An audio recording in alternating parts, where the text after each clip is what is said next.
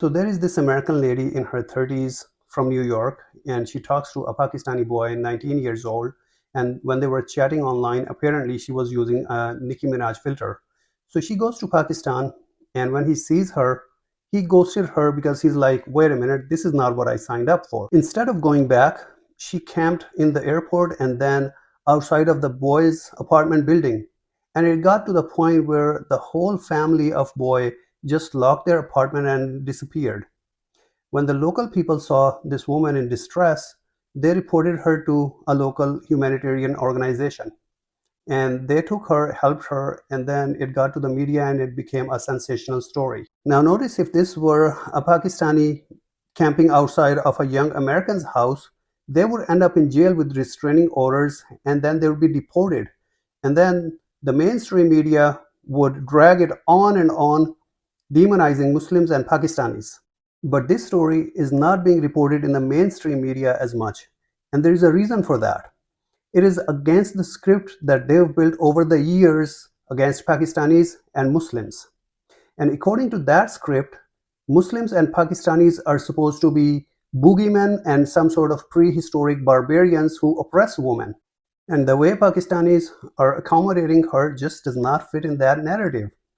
And they cannot put a negative spin on it because everything is already on the social media, thanks to social media.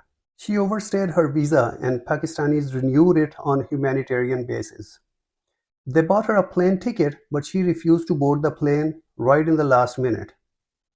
People can see that Pakistanis are giving her food, medical help, and she's doing press conferences where she's making these grandiose demands, telling Pakistanis that Pakistan needs to be rebuilt the right way. And she's speaking her mind in a way that would not have been possible in the US. And people are asking how come Pakistanis are so accommodating to her.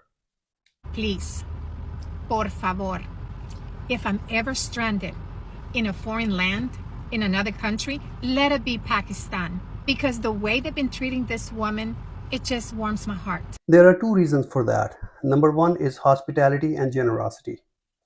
Pakistanis are one of the most generous and hospitable nations in the world. And this hospitality has religious roots. It comes from the teachings of Prophet Muhammad, peace be upon him.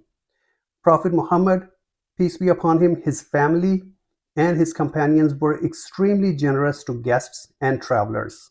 These teachings are ingrained in the local cultures of Pakistan and Afghanistan, and they are the embodiment of Islamic hospitality. And if you want to see the examples of Islamic resilience and fearlessness to occupiers, then you need to look no further than Palestine and Afghanistan. There are examples when his companions fed their guests even though there was not enough food for themselves. And then there was this one time when Prophet's daughter and his son-in-law kept giving food to people knocking at their door for 3 days while staying hungry themselves because there was not enough food.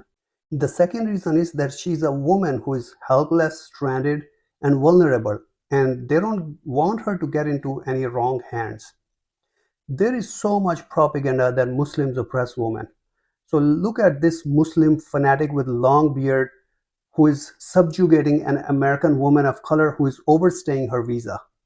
Sister जो है, my dear American Listen, sister. I'm from Pakistan. Respect to the law. Okay. Respect for the law. Okay. Respect to Allah. And Okay. respect to God. Do you hear me? तो ये मतलब कह रही है कि भाई मुझे आप पाकिस्तानी कहें. Yes, my Pakistani sister. Okay, sister? It's now okay? Listen, he talk too much. That's it. Yes, that's it. Yes, yes, I'm saying. ये भी देखिए यही मेरी बात की तारीफ कर रही है. Listen, you talk too much. It's not. Come here, that. please come here. Listen, Please. be quiet. I'm not sitting down. So you can see with your own eyes how she's being treated, even though she's telling them that Pakistan needs to be reconstructed the right way. Pakistan needs to be reconstructed the right way. Do you hear me, guys? Make sure y'all get this on your camera. And then she's making these grandiose demands of money. My plan is to reconstruct this whole country, okay? I'm asking for 100K or more.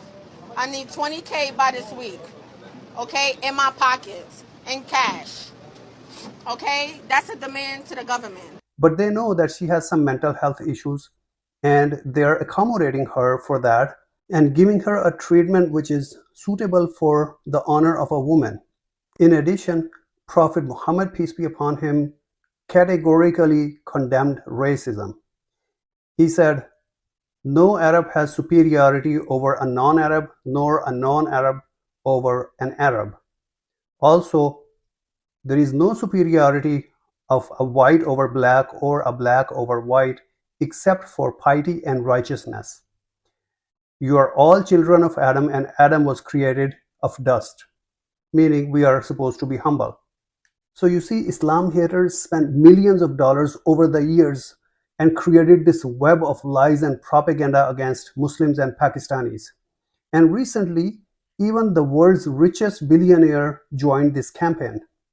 But there is a verse in Quran which says, "They plan their plot and God plans his plot, and God is the best of the planner." An audacious New Yorker lady travels to Pakistan, and there is this perfect chemistry between her audacity and Pakistani hospitality.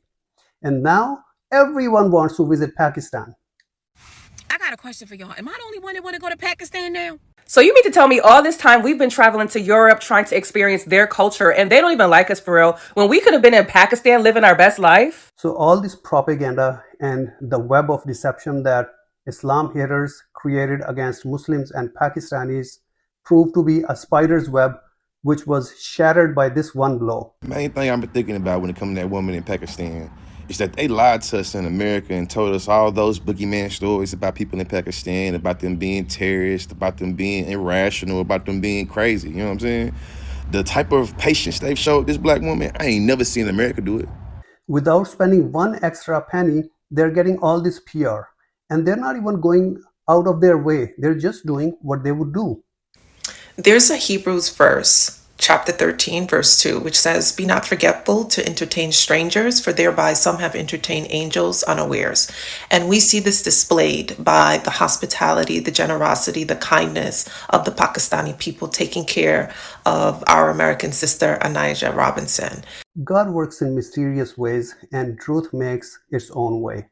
Truth does not need propaganda and money to fly. As this lady Onijah so eloquently said. Anything that you hear that's not true, okay? Thank you. So all these rich and powerful Islam haters and those ex-Muslims who are making money demonizing Islam can eat dust now. Thank you.